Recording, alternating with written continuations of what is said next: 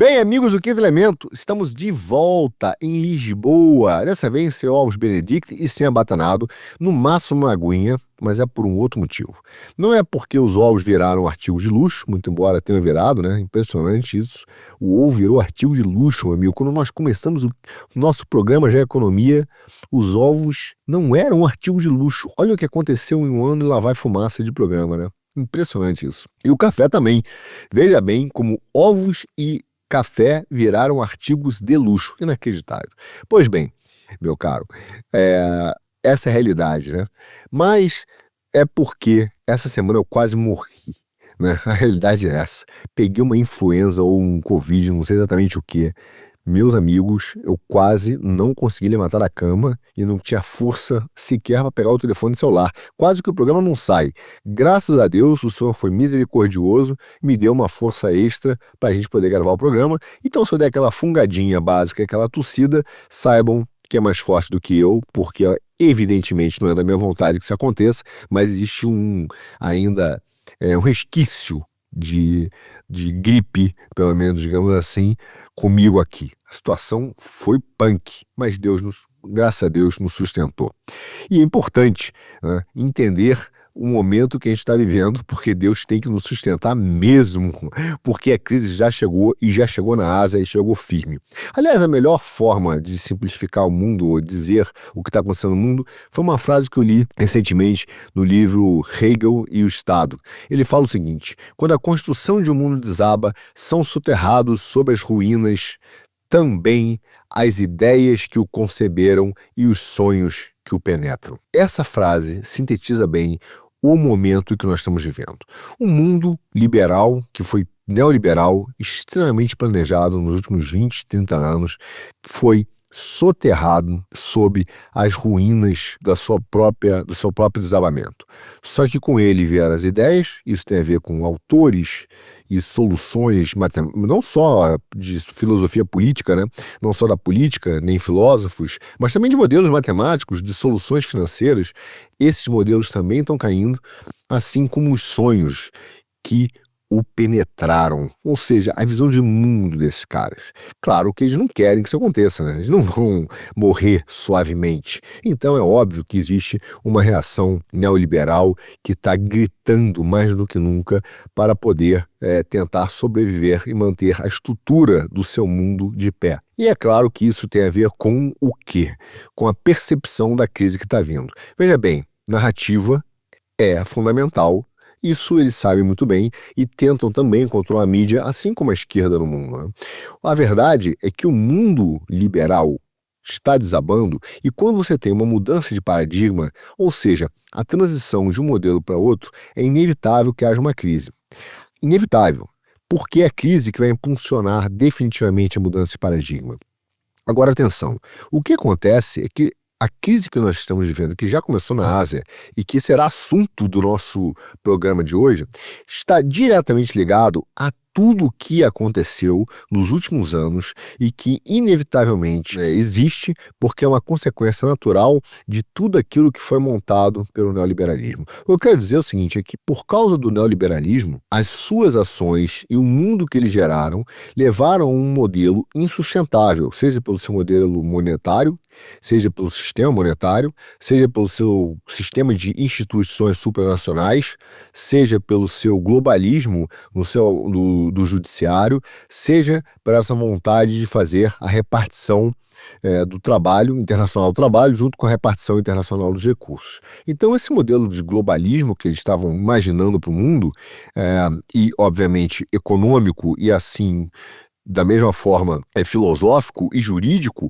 esse modelo que estava sendo colocado está ruindo. E esse modelo levou, inevitavelmente, à formação de uma crise. Só que acontece que quem está agora tentando fazer a transição de paradigma, que é o Trump, de um modelo sustentável, um modelo que chegou ao seu ponto de saturação, para um outro modelo, não é a pessoa que é responsável pela crise. Ele pode e está tentando minimizar os efeitos dessa crise, torná-la mais suave. Mas não foi ele que começou.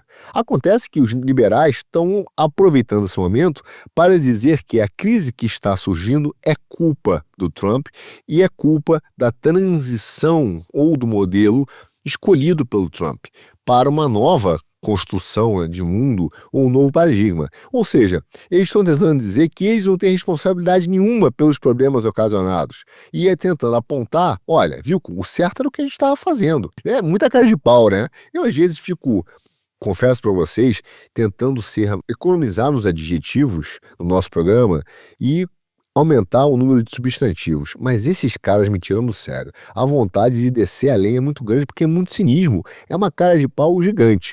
Agora, isso é orquestrado, tá? Porque isso no mundo todo. Isso vai desde o Fukuyama até, recentemente eu vi, o professor Oki, é Oki, né? Eu não sei o nome desse cara direito, mas passou um vídeo que eu assisti quase na íntegra, né? Um podcast dele. Basicamente, eles contando essa narrativa, dizendo que a política tarifária do Trump irá inevitavelmente gerar uma crise. Não, meu amigo. O cara está tentando resolver um problema criado pelo liberalismo. E eles tentam dizer que o liberalismo é a solução para a crise. É uma loucura isso. Agora, veja, você tem um sistema, imagina que você é o Trump, você tem um sistema que se esgotou. As pessoas não aguentam mais, deu errado para elas. É um modelo de Bretton Woods, um sistema monetário baseado na dívida perpétua, a perda do valor do seu dinheiro constantemente, um globalismo onde você simplesmente não tem mais a soberania do seu país, o seu voto vale muito pouco, a sua influência nas coisas importantes da sua vida são ínfimas, você está vendo um regulador global querer mandar na sua vida e impor restrição e ordem em tudo que tem a ver com você, inclusive a educação do seu filho. Você reclama desse sistema, quer alterar esse sistema vai gerar uma crise e simplesmente a pergunta é: quais são as soluções que esse cara tem para substituir um modelo que deu errado, que se esgotou, para um novo modelo? Ele tem poucas soluções. Eu não vou dizer que eu sou um grande fã das políticas tarifárias do Trump e vou defender ou passar pano para elas. Não sou um grande fã, mas dentre as possibilidades que ele tem, de fato, que são muito poucas, vou dizer que ele está fazendo isso com muito cuidado e que é inevitável que ele gere uma crise na Ásia, como já está começando a gerar. E ela já chegou na Ásia. E tem que ver se a Ásia vai conseguir sair dessa crise ou não. A realidade é que as soluções que o Trump tem para mudar a estrutura do sistema são ínfimas. E ele tem feito isso com uma extrema maestria, extremo profissionalismo. Agora, esses liberais querem fingir e começar a contar que o problema é um problema de opções econômicas, de modelos, como se fosse realmente positivistas. Até a forma de criticar e tentar apresentar uma nova versão de mundo, para eles, é, de alguma maneira, manter a nossa cabeça e forma de pensar presa no mesmo modelo que eles sempre utilizaram. Não, é uma questão de modelos econômicos. Ele errou o modelo, como se houvesse um modelo dado que fosse da ordem natural das coisas, né? Enfim, o que eu quero dizer para vocês é que eles já contam a história da crise que está vindo na Ásia como se fosse a culpa das políticas do Trump e não da inevitabilidade dessa crise por causa do sistema monetário de Bretton Woods, da globalização e do rentismo baseado em dívidas perpétuas. Bom, outro dia vi esse vídeo aí do professor Roque, esqueci o nome dele, mas você sabe quem é, né? E ele conta e começa a explicar a historinha oficial do jornal do neoliberalismo, no melhor estilo TV Globo neoliberal, no estilo Partido Novo, que conta a versão oficial, né, a versão patrocinada dos fatos. É exatamente isso. Ao criticar as tarifas do Trump, ele remete à história de que as tarifas, em 1929, geraram a crise, a Grande Depressão. O que se não falso, pelo menos extremamente questionável, tá? E essa história é muito simples, para quem conhece um pouquinho de história.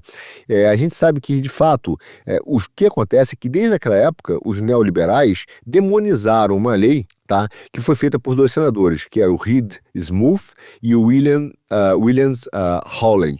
E eles, na verdade, criaram uma lei tá? Que basicamente aumentavam as tarifas de uma série de produtos com uma visão protecionista da indústria e de alguns mercados americanos. Bom, a oposição, na época, ao presidente Coolidge, começou a dizer então que a lei levaria inevitavelmente a uma depressão, etc. e tal. Claro que quando ele conta essa história, eles esquecem de mencionar o colapso que teve em 1914 e até mesmo a depressão que já está em 29, né? Óbvio, porque tem que encaixar na versão oficial, né? E aí eles falam que como houve a Grande Depressão em seguida, a culpa, o mito, né, é de que o protecionismo causou a Grande Depressão. Claro que sem comentar a catástrofe neoliberal ou liberal de 14 e de 29, óbvio. Claro que é para criar uma distração. O fato é que já existe uma série de trabalhos recentes, inclusive do Alfred Eckers, que examinou os eventos de forma bastante aprofundada, e ele viu que concluiu que as tarifas não tinham, como afirmavam os liberais, atingindo a máxima histórica do aumento de tarifas, etc., e que tinha causado um problema sistêmico, até porque mais de 2/3 das importações americanas, na época, foram preservadas. As tarifas foram elevadas, ou o protecionismo foi feito para apenas 1/3 das importações. Ou seja, esse mito do que foi criado era exatamente para criar uma distração e um movimento político que defendesse a causa liberal. E é exatamente a mesma, impressionante mesmo, a mesma história que estão voltando a contar para as pessoas agora, já prevendo a crise que eles causaram, querer colocar a culpa numa política mais protecionista, que é uma das poucas medidas que podem ser tomadas para compensar um sistema monetário que está completamente desbalanceado e que não existe solução fácil para um problema que nós comentamos aqui no Geoeconomia desde o início do programa. O que fazer para resolver o problema de déficit e superávites estruturais em nações ao longo do tempo. E este é um dos nossos maiores problemas, tá? Agora, para piorar a situação, meu caro, a questão é a seguinte, é que nós não vivemos, como em 29, de fato, relações econômicas entre nações. Não são as nações que estabelecem as suas relações econômicas mais. Não é um fluxo global, ele não ocorre a partir dessas relações entre economias, mas a partir de uma coordenação de multinacionais, de corporações, ou na verdade, uma coordenação de corporações, né, multinacionais, globalistas, de monopólios, oligopólios, que dominaram as cadeias de fornecimento e as cadeias logísticas. A gente sabe que hoje as nações, ou grande parte delas, foram capturadas por esses sistemas globalistas e de empresas e corporações. Não tem sequer nenhum contexto real como nós tínhamos em 29, de a própria estrutura econômica ser completamente diferente. Ou seja, eu fiz esse preâmbulo, digamos assim, porque é muita sem vergonhice, e já para preservar, colocar uma vacina mesmo, porque é melhor do que o antídoto, né? Uma vacina intelectual na gente, em vocês, para que a gente possa se precaver contra a maldade desse raciocínio, que é inevitável e já está começando a circular. Mas por que eu digo que a crise na China também, a crise chegou na Ásia? Se nós começarmos a ver nos números econômicos, e nós vamos falar deles agora, a situação da China deteriorou muito, e da Ásia como um todo também. Mas da China, a situação é gritante. Tanto que agora, recentemente, essa semana agora, nós tivemos a Conferência Consultiva Política do Povo Chinês e a reunião também do Congresso Nacional Popular da China. Basicamente, esses dois eventos ocorrem juntos, mas o Xi Jinping participou dos dois. É tamanha a importância e a situação que os caras estão vivendo lá. Basicamente, eles emitiram depois um documento e um relatório bastante profundo que é sintetizado em 3 partes. Primeiro, eles dão um overview, né, um resumo do que aconteceu em 2024 e do trabalho deles. Fala das necessidades econômicas e sociais e os planejamentos dele para 25 e as maiores metas que eles vão ter. Bom, pontuando as questões mais relevantes, primeiro eles fixam como meta um número absolutamente pouco provável e crível, que é a manutenção de 5% do crescimento do GDP deles, do PIB chinês. Segundo, eles dão uma meta também bastante ambiciosa, que é a taxa de desemprego em torno de 5,5%, que seria considerado economicamente, né, métricas econômicas, o pleno emprego. Depois, uma criação de 12 milhões de novos vagas de trabalho, mas na área urbana especificamente, uma inflação de cerca de 2%, aumento da renda, isso é pessoal, tá?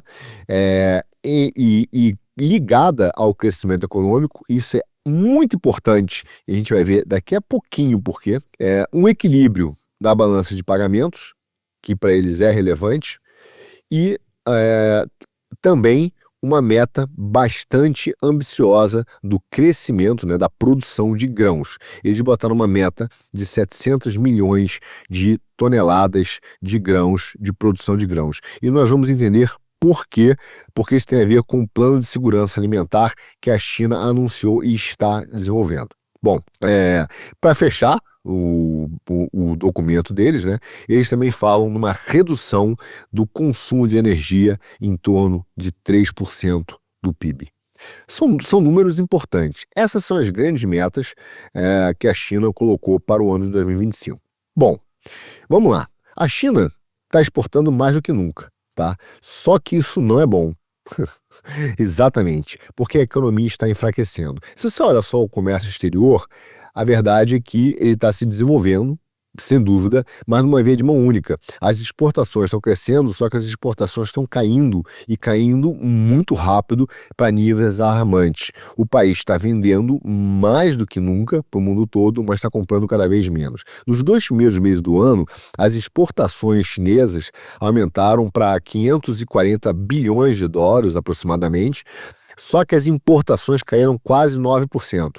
Quer dizer, o resultado é que ela teve um superávit comercial da ordem de 171 bilhões de dólares, o que aparentemente é bom. Mas o problema é que a economia interna, que é a grande meta da China, que é desenvolver a sua economia interna para poder se livrar das armadilhas, né, ou da dependência externa, não está dando certo. Os países hoje da ASEAN estão se beneficiando desse desenvolvimento chinês, tá? Porque as exportações para essa região cresceu, tá? Principalmente para o Vietnã, que lidera aí o caminho com quase 14%, e os demais países com em torno de 11% mais ou menos, tá? Só que as questões das tarifas que o Trump está impondo está levando com que a China pare de exportar diretamente e ter que mandar para esses países, e esses países então vão criar produtos com a sua marca, e aí alguns casos a China teve que realocar de fato a produção dela para esses países, e esses caras então venderem para os Estados Unidos, tá? O que está acontecendo então é que esses países da ASEAN ou estão vendendo produtos com um rebranding, digamos assim, né? Com uma marca, recolocando a marca, ou só alterando a marca, né? Só alterando o selo da China para esses caras. Mas a realidade é que para fazer isso, há uma perda financeira e há um aumento de custo indireto. De qualquer maneira, a realidade é que, mesmo assim, esse boom comercial não pode esconder um fato bastante importante, que é que a economia da China está sofrendo. Então, é óbvio que a fraqueza das importações é preocupante, porque ela mostra que a demanda doméstica continua muito fraca. Então, as exportações estão avançadíssimas e estão sendo aceleradas, até com medo das tarifas do Trump, então estão sendo vendidos a toque de caixa para não manter estoques, por exemplo, na China. Então eles estão acelerando as exportações, só que as importações estão caindo, e caíram quase 9%.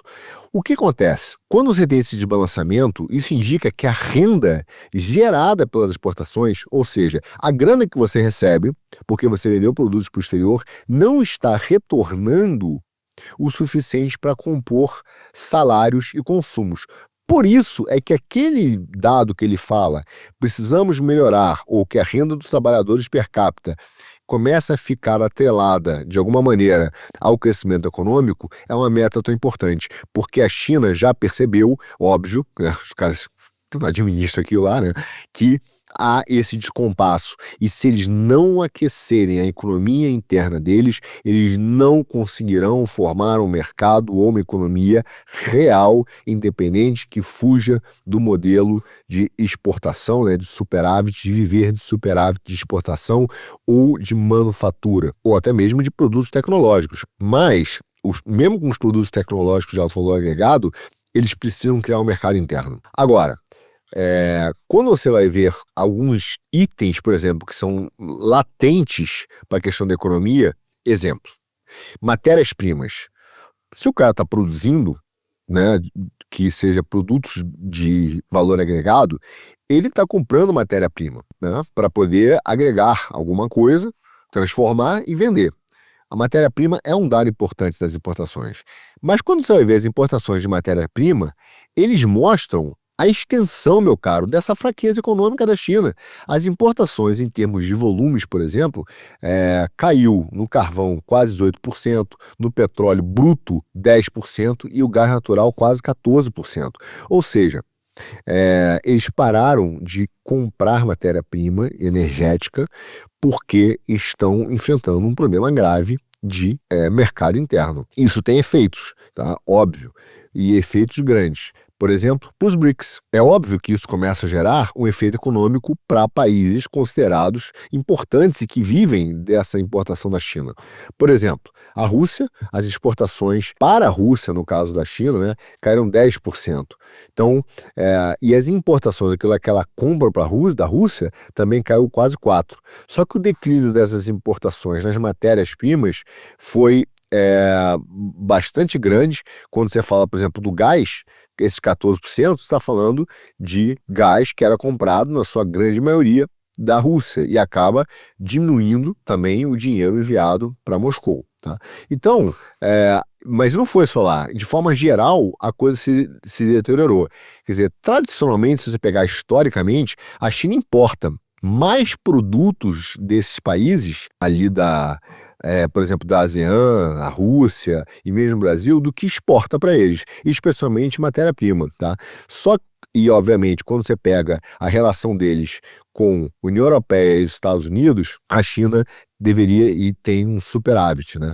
Só quando você vai ver as importações feitas com a Índia, o que ela importou da Índia caiu 30%, o que ela importa do Brasil, 32% de queda, e isso afeta o nosso comércio, e o que ela importa da África do Sul caiu 46%.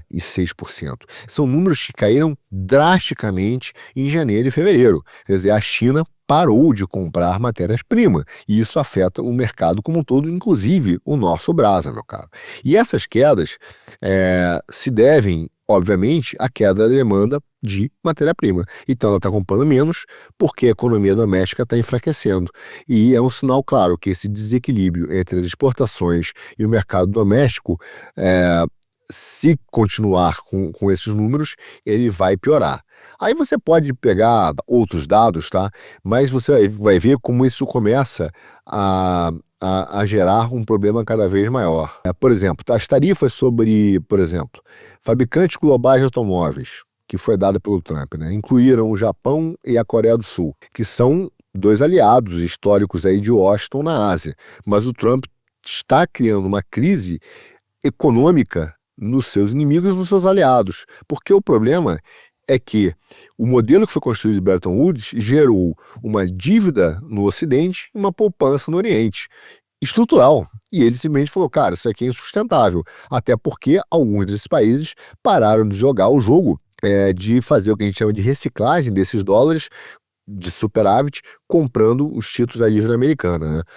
Então, é óbvio que isso já era sustentável e a partir do movimento de algum desses países se tornou ainda mais sustentável. Então a jogada do Trump de queimar tudo coloca as economias que estão em desenvolvimento da Ásia em um lugar de fato cada vez mais precários. Se você pegar os bancos centrais, movimentos dos bancos centrais da Indonésia, da Coreia do Sul, da Tailândia, todos nessas semanas cortaram taxas de juros. Tá? Só que a chance de que eles consigam barrar os efeitos econômicos das tarifas é quase nenhum, mesmo com a redução da taxa de juros para tentar estimular a economia. Não vai acontecer e eles estão sentindo, estão preocupados com os movimentos que estão sendo dados. Agora, atenção, claro que tem um discurso. O Trump, uma hora, fala que está indo atrás da União Europeia. De certa maneira, do campo político, é verdade, ele fez alguns movimentos de repreender a União Europeia, inclusive com tarifas, reclamou, né, de que ela foi feita para ferrar os Estados Unidos.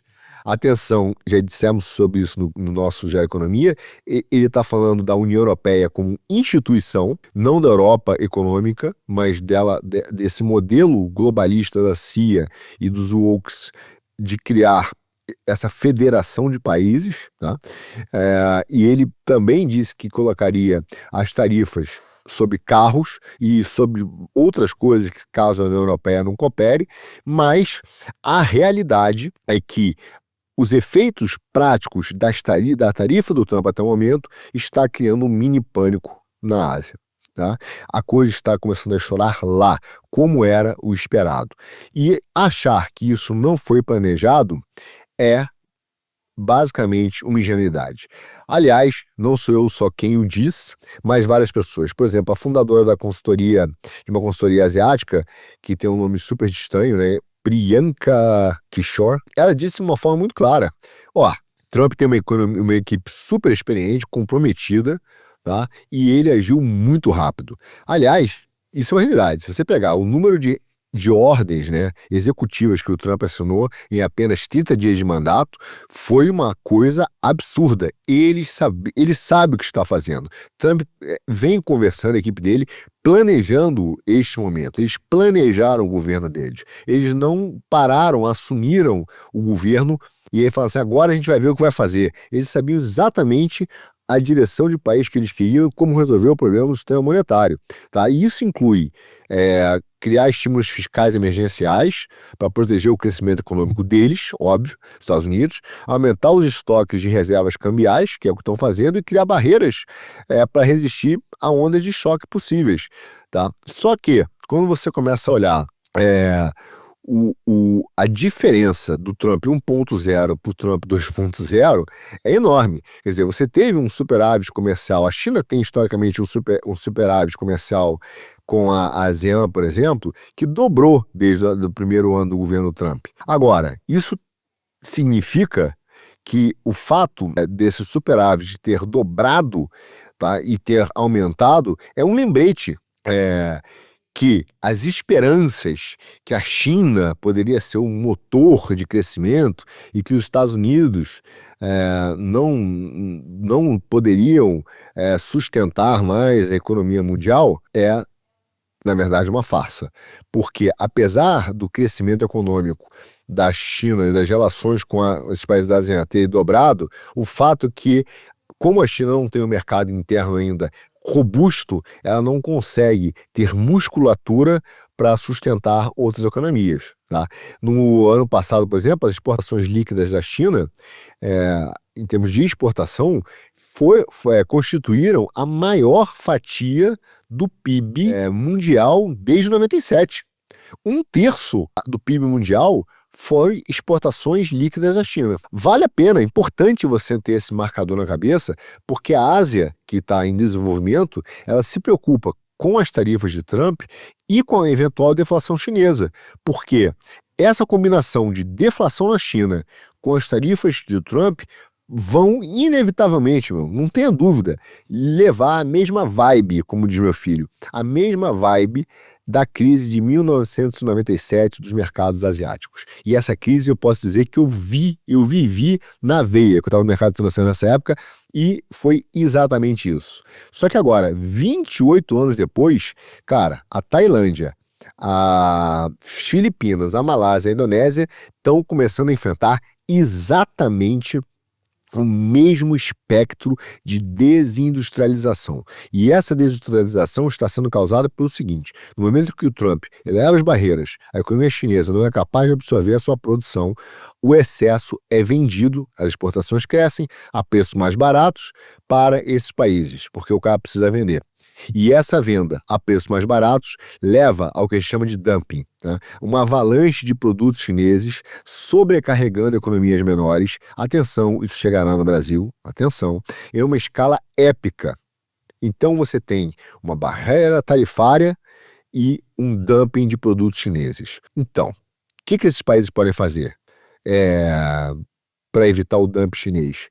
Fazer brigas tarifárias? Eles sabem que não vai resolver, porque o problema é estrutural, entende? Então é um modelo de transição de um lugar para o outro. Haverá uma crise na Ásia e ela já está acontecendo.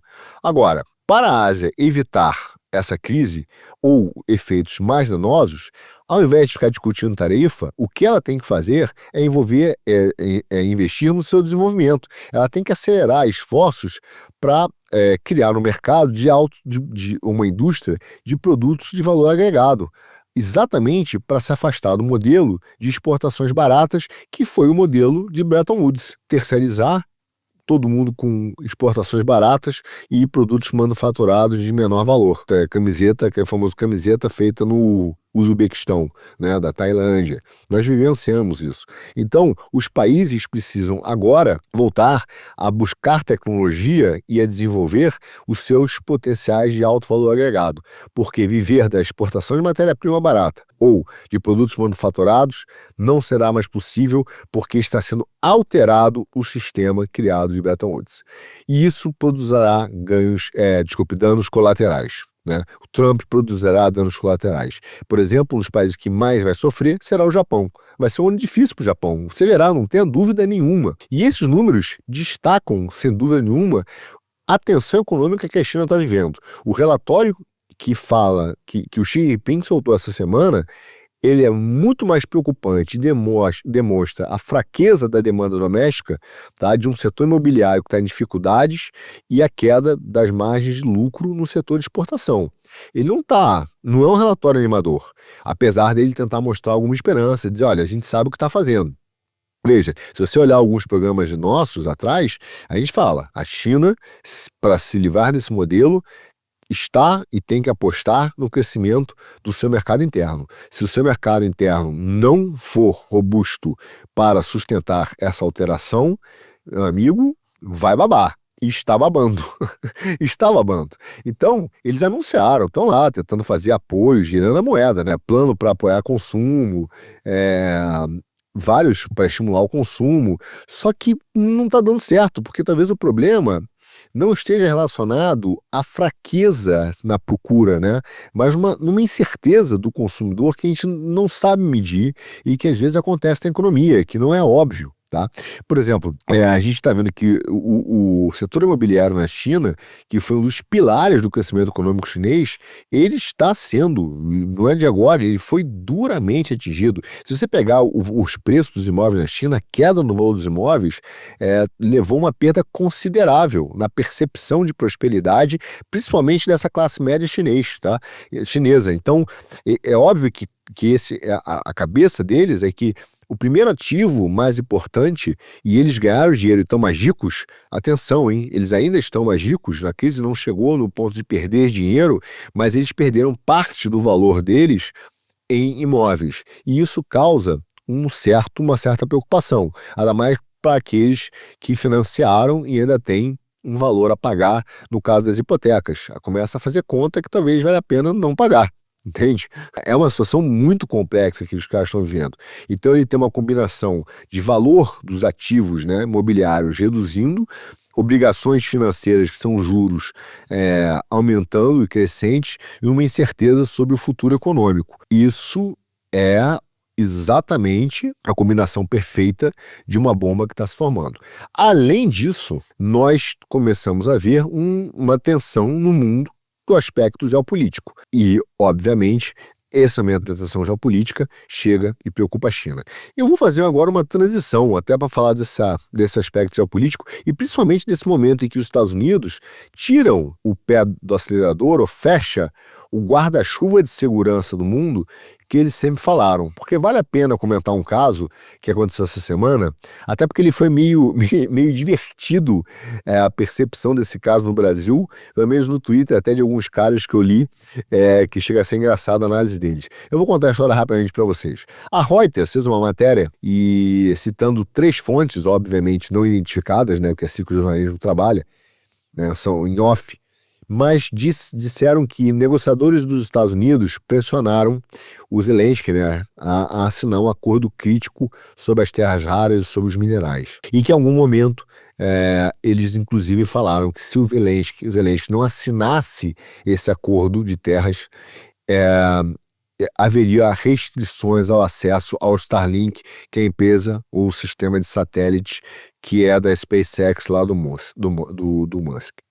Essa é uma história que, veja bem, ela faz sentido a priori, porque até quando você olha os movimentos, o Zelensky disse não vou assinar isso nem a pau, uma semana depois ele está dizendo não, vamos conversar. Pode ser por outros motivos, pode não ter acontecido, tá? Segundo essa matéria, aconteceu. Mas eu não confio na imprensa e sugiro você também a não confiar. Mas, de fato, ela foi divulgada. Essa notícia levou uma reação da Polônia. A Polônia foi lá e gritou, porque ela falou, quem financia o acesso da Ucrânia, do Starlink, sou eu. Quer dizer, quem paga a conta sou eu, Polônia. Entendeu? Desde que começou a guerra, né, que a Rússia invadiu a Ucrânia, a Polônia forneceu cerca de 20 mil unidades dos satélites da Starlink, tá? E cobriu todos os custos de manutenção. Todos. Então, ele falou, cara, quem paga sou eu. Que história é essa? Como é que você está falando que vai cortar o acesso do cara que sou eu que pago? Na mesma hora, o Musk meteu no Twitter e disse que isso é uma mentira, né? Tweetou. O mais engraçado disso é o seguinte, claro que teve gente que falou que isso é fake news, eu começo aquela discussão, tem um momento que a coisa vira meio quinta série, né? Eu não sei o que acontece, mas ela vira meio quinta série, principalmente no Brasil. Aí é engraçado, porque o cara ali fala assim, isso é uma fake news gerada por desinformação. Pode ser, pelo da Reuters, mas pode ser. Aí o cara veio assim, qual é a fonte que diz que é fake news e que isso não aconteceu? O cara bota assim, é que o Musk tweetou. Porra, ufa, claro, imagina se isso tivesse acontecido ele ia dizer assim, é verdade. Quer dizer, veja você, não dá para acreditar nem na Reuters, nem no Twitter do Musk, me desculpe, assim, é um dado que nós não sabemos, de fato, qual é a chance de ter acontecido ou não ter acontecido, né? Vamos ser sinceros, né? Não existe, não é óbvio que a gente não tem ideia, né? Enfim, mas chega a ser engraçado. O fato é que, tá bom, beleza, ele disse que não, isso nunca aconteceu, mas a gente tem que se lembrar que ele também já se recusou, e isso ele admitiu, a, por exemplo, ativar a Starlink lá na Crimeia, porque ele disse que não seria cúmplice do grande ato de guerra quando os ucranianos queriam ativar os drones marítimos lá na Crimeia para atacar os navios russos. Então, a coisa não é bem assim, que ele está do lado de um, do outro. Tem um lado meio cinzento dessa história, entendeu? Tanto é que o ministro de Defesa da Ucrânia, que é o Rustem Umerov, disse que o país está explorando alternativas ao Starlink como alternativa à comunicação das linhas de frente, e tá vendo quais são. É meio papo furado que não tem muitas, tá? Porque a verdade é que a Starlink, e eu tô falando desse aspecto até pra gente entender a importância das empresas de satélite e a confusão que um juiz brasileiro aí, você sabe quem é, arrumou, porque olha com quem o cara foi mexer, mano. olha a estrutura que esse cara tem, né? Bom, veja, a Starlink, a importância de entender como a guerra ela vai se dando em determinados momentos, e eu falo tanto de território, como a parte de satélites ganhou uma dimensão absolutamente importante no mundo, né? Então, a Starlink ela atuou como uma espinha dorsal mesmo das comunicações na linha de frente da Ucrânia, tá? No início da guerra, a Rússia chegou a atacar, a fazer ataques cibernéticos, né, para tentar prejudicar as redes militares ucranianas. E isso mostra aí a importância de se ter uma rede de satélites. Agora, já perceberam a dependência dos Estados Unidos em relação a isso, então a Ucrânia agora já está começando a integrar os seus sistemas de satélites com sistemas alternativos, como o Cometa, tá? para os seus donos marítimos. E o Andriy Kovalenko, acho que é isso, que é do Conselho de Segurança e Defesa Nacional da Ucrânia, declarou que agora eles estão começando a equipar com cabos de fibra ótica e modems de alta velocidade, além dos serviços de satélites de outros provedores, como os suecos e os alemães, caso a Starlink fique offline. Enfim, olha o nível de dependência que se tem e a importância de se deter certos ativos, até para sua própria soberania, entende? Então, é importante manter isso na cabeça. Porque a recusa do Musk, por exemplo, em ativar a Starlink para as operações dos drones da Ucrânia, lá no Mar Negro, leva uma luz, por exemplo, aqui dentro da Europa. Que o continente, e é razoável pensar isso, não pode depender, ou se dá o luxo de depender de um sistema controlado por uma empresa privada nos Estados Unidos, e que pode, a depender de questões geopolíticas e econômicas mesmo, honestamente falando, cortar o serviço com base em determinados critérios. E a própria Itália, em função dessa matéria, está reconsiderando um acordo que eles fizeram de 1,5 bilhão de dólares com a Starlink para uso militar e governamental, e isso tem a ver com a matéria e com algumas ações que o Musk fez em relação à Ucrânia. Peraí que eu vou tossir. Voltei. Bom, ao mesmo tempo, tem uma operadora de satélites que é a franco-britânica Eutelsat, está surgindo com uma tentativa potencial para se colocar à disposição da Europa e a Ucrânia, e as ações dela dispararam recentemente, só que a realidade é que ela está milênios atrás da Starlink. Tá? Ela pode levar anos para poder ter uma conectividade próxima da Starlink para uso civil e militar. Só para você ver o tamanho do desafio que é essa substituição, a OneWeb ela se fudiu em 2022 com a Eutelsat, que é essa empresa de satélite. Ela cobra por terminal algo em torno de 10 mil dólares de custo. Quando você vai ver a Starlink, o custo da Starlink é de 600 dólares por unidade. Ou seja, esse cara tem que comer muito feijão com arroz para poder, de fato, chegar perto da Starlink em matérias tecnológicas ou de custo. A menos que se faça uma adoção precoce, né? E aí um esforço de custo gigante para poder fazer isso. Bom, para fechar, queria falar de um ponto central, voltando à China, que é o Plano de Segurança Alimentar. Quer dizer, nós estamos vivendo uma época em que, vocês estão vendo, parte de infraestrutura é relevante, a crise econômica, o dinheiro está sendo usado como arma, o Trump está levando uma crise financeira e nós temos um problema de uma crise alimentar que é visível, latente. O Brasil está preguiçoso, no pior sentido possível, porque todos os países estão vendo o que está acontecendo e nós estamos completamente passivos, cara, e brincando, achando que visita da Janja em Roma para discutir a fome vai resolver o problema de segurança alimentar. Se você quiser entender como a coisa é séria, leia o documento central número 1 da China de 2025, escrito em 23 de fevereiro. Ele simplesmente ressalta esse compromisso em garantir a segurança alimentar nacional. Mas veja, se não quiser ouvir bravata, se não quiser ouvir slogan, né, do Sidônio, conversa fiada de deputado, veja o que é um plano real de segurança alimentar. Porque, para mim, foi um dos documentos mais importantes de uma declaração política do que é um governo planejando metas nacionais. E eu digo isso, não é defendendo o chinês, como vamos dizer, o cara está fazendo propaganda. Não, de fato, existe um plano e esse plano é muito claro. E ele vai lá e bota quais são os problemas centrais e o que os caras vão perseguir. E não é essa conversa fiada que nós vivemos. Bom, para vocês entenderem, para 2025 agora, a primeira coisa que a China fala é revitalização rural. Eles querem modernização agrícola e garantia de suprimento de alimentos do país em meio ao que eles chamaram de desafios, mas que é uma crise geopolítica internacional e desafios nacionais.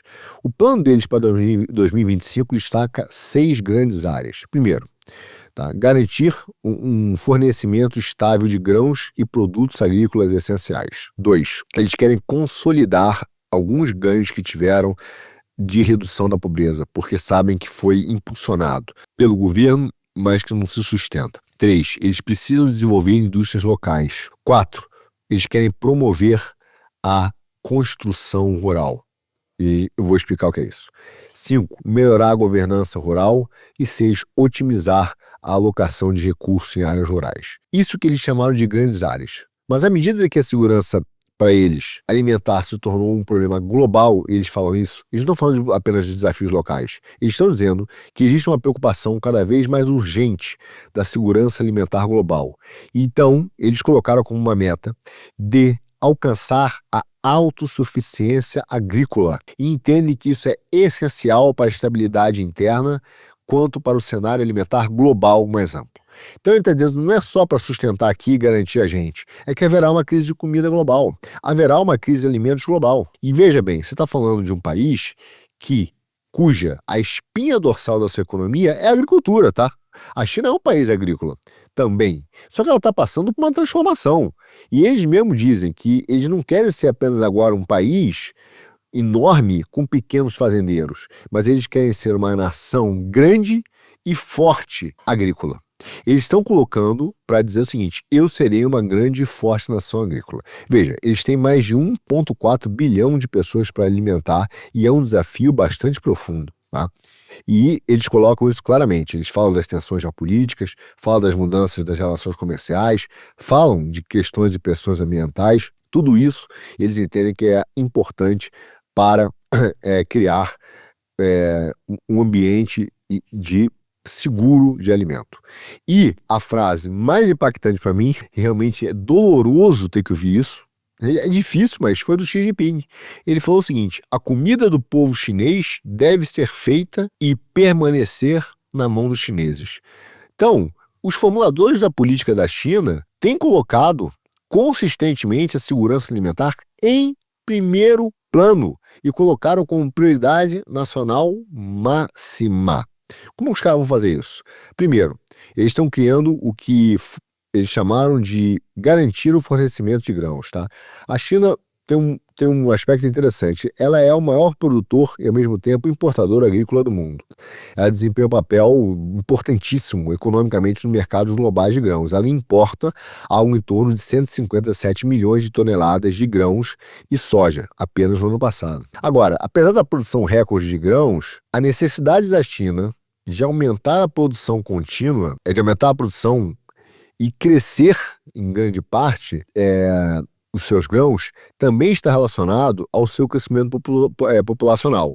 Só que ela não tem crescido tudo aquilo de população que ela queria, também tem envelhecido. Só que o fator principal que tem assustado os planejadores da economia chinesa é a mudança alimentar, do perfil mesmo. Por quê? Como os chineses ficaram mais ricos, os hábitos alimentares mudaram. Então você teve um aumento do consumo de... Anota aí, para ver se você entende por que as coisas estão subindo de preço. Ovos, eles estão consumindo mais ovos, meu caro. Carne, estão consumindo mais carne. E laticínios. Esses 3 itens não faziam parte da grande maioria do povo chinês como hábito. E passou a fazer porque eles melhoraram de renda. Assim como o café, que era considerado uma especiaria. Era raríssimo as pessoas terem acesso ao café. Só que isso se tornou um hábito da classe média chinesa. Imagina 1,4 bilhão de pessoas, de repente, começam a comer carne, ovo e leite. Entende? Então, com a evolução desses hábitos alimentares, os caras entenderam que precisam manter um suprimento de grãos estável e que manter um estoque se tornou ainda mais essencial. Então, a produção de grãos, ela continua sendo, se você olhar o relatório, uma pedra angular da estratégia de segurança alimentar deles. Esse documento número 1 de 2025, ele descreve lá uma estratégia com várias facetas, né? Que é estabilizar as áreas de plantio de grãos, aumentar a produtividade, melhorar a qualidade das colheitas, tudo isso o cara bota lá. Mas ele prioriza a expansão da produção de soja. Atenção, Paraná, tá ouvindo?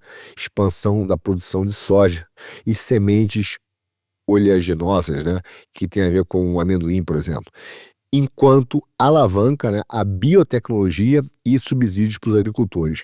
Enquanto no Brasil falam que o agro mata, os caras estão botando o agro como prioridade nacional, prioridade máxima. Não existe maior Você entende a diferença do problema que a gente vive? Então, enquanto no Brasil o agronegócio é perseguido, não é só pelo governo atual, mas por órgãos de controle como o IBAMA, como o Ministério Público, como o Ministério do Meio Ambiente, pela mídia, na China, os caras estão colocando o agro como prioridade nacional, porque haverá uma crise alimentar. Tanto que houve uma conferência do Conselho de Estado, uma conferência de imprensa do Conselho de Estado, que aconteceu agora, 24 de fevereiro, as autoridades reiteraram que a segurança alimentar continua sendo uma prioridade máxima. Enquanto isso, o governo do PT está criando dumping para destruir o agro nacional. Você entende a maluquice que a gente está vivendo? Que responsabilidade. O Brasil está se colocando numa posição de suicídio como país. O diretor do Escritório Central de Assuntos Rurais da China, que é o Han Wenxiu, acho que é isso. Ele alertou o seguinte, não pode ter complacência não. Ele botou o seguinte, abre aspas, a produção de grãos deve ser fortalecida, não relaxada, ok? Essa frase dele na conferência de imprensa, ou seja, ele ainda falou o seguinte, se as flutuações de preço para cima ou para baixo, não importa não importa se a gente vai perder dinheiro, isso não é relevante para a segurança alimentar. Não importa o preço, nós não podemos deixar a segurança da alimentação da China na mão de outros. Agora, quando a China começa a diminuir a sua compra de terceiros, significa que ela não vai parar de comprar do Brasil. Então, nós começaremos a não ter clientes para vender os nossos produtos, que é alimentares, e também vamos começar a ter um problema, porque o nosso agro está sendo perseguido. Então nós vamos começar a ter um problema de alimentos que virou um problema mundial, tá? Então o governo agora tem uma agenda pró-agricultores. E para proteger mantê-los motivados, eles estão introduzindo uma série de medidas, uma série de políticas que envolve taxa mínima de compra para o arroz e para o trigo, garantindo o mercado, garantindo determinado volume, incluindo em várias províncias, dividindo por províncias, tá? Juntamente com a expansão do armazenamento de grãos em províncias importantes. Para você entender o impacto disso, de 2003 a 2013, a produção doméstica de grãos aumentou de 430 milhões de toneladas para mais de 600 milhões, ok? Especialmente em regiões chaves da China, como o Nordeste da China, ali perto do rio Yangtze, e também no Norte da China. Além disso, eles criaram uma série de áreas que foram pensadas para produção de culturas básicas, como o arroz, que tem dupla safra, e o trigo, que é chamado trigo de alta qualidade, numa região do cinturão econômico ali do rio Yangtze. Em 2024, ano passado, a produção de grãos atingiu um recorde máximo, quer dizer, ela era 430 milhões em 2003, e em 2013 bateu 600, em 2024 subiu para 706 milhões de toneladas. Ou seja, os caras têm crescido, né? E crescido o volume com força. Lembre-se que eles querem chegar a números ainda maiores. Só que a produtividade também tem subido. Então eles têm aumentado o rendimento nacional, e isso se deve, em parte, ao investimento em tecnologia e também ao investimento que tem sido dado para aumentar a produtividade do plantio. Ou seja, para continuar nessa trajetória, o Ministério lá criou uma meta ainda mais ambiciosa. Eles querem aumentar a produção de grãos em mais de 50 milhões de toneladas, então aumentar em torno de 8%, e manter uma produtividade de terras agrícolas também dedicada ao cultivo de grãos. Ou seja, eles estão olhando métrica e produtividade. E criaram planos específicos em consonância com esse objetivo macro. Então eles têm o Plano Agrícola Quinquenal da China e tem uma meta de produção anual que vai ultrapassar 770 milhões de toneladas e um esforço da produção nacional de soja para 23 milhões de toneladas até 2025. Ou seja, o governo central está claramente dando um sinal que vai reduzir a dependência de importações de países ocidentais. em meio ao que ele acha que é um cenário de incerteza global, entende? Além disso, eles estão acelerando a pesquisa e aplicação mesmo de máquinas agrícolas avançadíssimas, produzidas internamente, todos esses sistemas agrícolas inteligentes, incluindo inteligência artificial, 5G, Big Data e sistemas de baixa altitude, né, para aumentar a eficiência do setor agrícola. Ou seja, não estamos falando só do agro em si, o cara está olhando todo o ecossistema, tecnologia, máquinas, inteligência artificial, Big Data, como é que isso tudo se interage para aumentar a eficiência do meu agro, entende?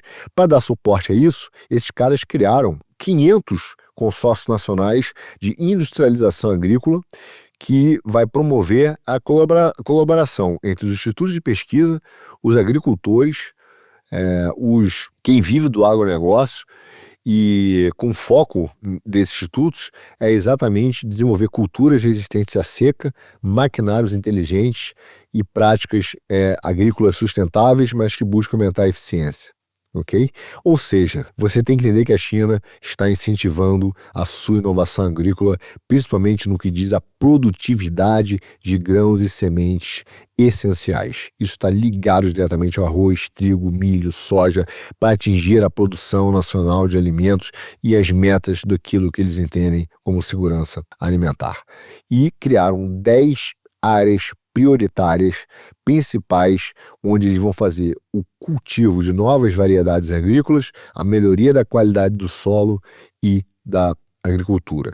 Inclusive, o desenvolvimento de novos equipamentos, são máquinas, prevenção às pragas e doenças em plantações, além do controle das doenças aquáticas, dos animais, plantio e melhoramento eficiente da agricultura, que eles chamam lá dessa baboseira de baixo carbono, mas está lá, e o processamento de produtos agrícolas e fabricação de alimentos. Ou seja, os caras estão fazendo um trabalho, de fato, de pesquisa de alta tecnologia, incluindo tecnologias de semente híbridas de alto rendimento para culturas chaves. Ou seja, você está sentindo o que está vendo por aí? Esse sistema é um plano detalhado. Um plano detalhado que não são de políticas de curto prazo, mas que envolve tecnologia, digitalização para modernizar a agricultura, uma infinidade de planos e ações que vão levar ao que eles chamaram desse plano quinquenal de modernização agrícola e de agricultura inteligente. Tá? É isso que é um plano detalhado, quando você vai ver um plano realmente detalhado de desenvolvimento da sua agricultura. Agora, eles têm problemas sérios, econômicos e também de mão de obra, porque o aumento da renda deles está levando a mudança nessas preferências de gosto alimentar, como eu falei, e na estrutura de consumo de alimentos, com consumidores exigindo maior quantidade de produto, que é razoável, de proteína animal, laticínios mais caros, né, como açúcar, por exemplo, óleo, alimentos processados, e isso está se refletindo no aumento de preços globais. Veja, esse ano a China será responsável por 31% do aumento global total do consumo de proteína. Tá? Então, o crescimento contínuo da classe média do país significa que a demanda total de alimentos na China vai aumentar em torno do que temos hoje, de 20% a 30% até 2050. Enquanto a demanda por carne, tá? Tipo carne bovina e laticínios, vai quase dobrar. Quer dizer, você teve esse ano um aumento de 30% da demanda total de proteína, foi explicado pela demanda chinesa, só que o aumento da quantidade de alimentos que eles vão demandar também será de 20% a 30% até 2050, sendo que o aumento de carne bovina e laticínios vai dobrar. Ou seja, além dos caras estarem comendo mais, eles vão pressionar o mercado de preços no mundo e, ao mesmo tempo, irão tentar criar a sua independência de uma série de produtos e produtores. Bom, esse é o quadro, meu amigo. Esse é o quadro que estamos vendo. A crise na Ásia realmente chegou, ela ainda não se materializou no mercado financeiro, ela está se materializando nas indústrias, o Trump está começando a criar esse problema, você já vê os números piorando, já vê alguns países preocupados, a China já enfrentam um problema interno grave que ainda não é sentido externamente. Isso significa que virá uma crise do sistema financeiro em algum momento. Essa crise ainda não se manifestou, mas virá. E a gente tem que ter muito cuidado com a visão dos liberais de que eles vão tentar culpar as políticas econômicas do Trump pela crise, enquanto foram eles que criaram isso. Agora, existe uma série de fatores. Volto a dizer, a República da Tecnologia, a República Tecnológica ainda briga para criar suas próprias regras. Você está vendo que tudo está virando arma, desde a tecnologia aos satélites do Musk, a alimento, a história, energia, tudo virou arma nessa grande guerra que nós já vivemos. A China fez avanços significativos para garantir a sua segurança alimentar. Ela está trabalhando para a sua autossuficiência agrícola. E, resumindo, ela está de fato pensando em como o ovo não vai faltar na mesa do seu povo, nem ficar tão caro, enquanto nós no Brasil viramos torcedores. Se isso vai dar certo ou não, você já sabe, né? Será assunto para um dos nossos próximos Já Economia.